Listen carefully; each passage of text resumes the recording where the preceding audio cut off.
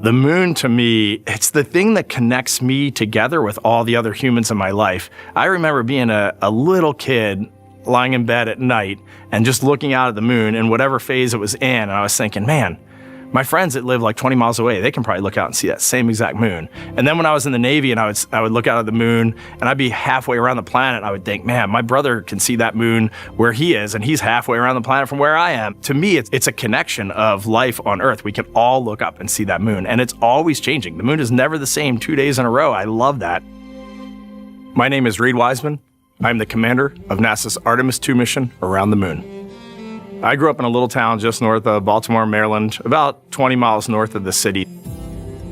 There was a National Guard base nearby my house, and there were A-10 aircraft that would fly over every now and then. I just would look up at them and be like, man, I want to be up there. I want to go do that.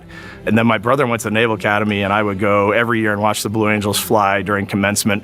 And that just started to grow and grow and grow. For a while, I wanted to join the Air Force, and then I realized Navy flies as well, and they fly from ships in the middle of the ocean. And that was it, like, done deal for me. That is exactly what I wanted to do for my career.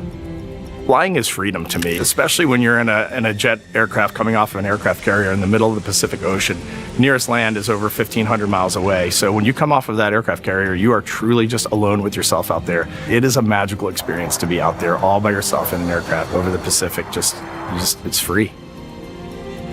I think anybody who accomplishes something that they set their mind out to, there's no one thing that does it for them. It's a combination of everything. I mean, the way my parents raised me, the way my brother and I, the way our relationship developed over time, my friends, being in the marching band, going to college, setting my own course, learning how to live on my own, being mentored along the way, being, kept on the path to success, but being given the freedom to, make excursions and fail every now and then and regroup and carry on. I think all those things come together in the end to get you where you are.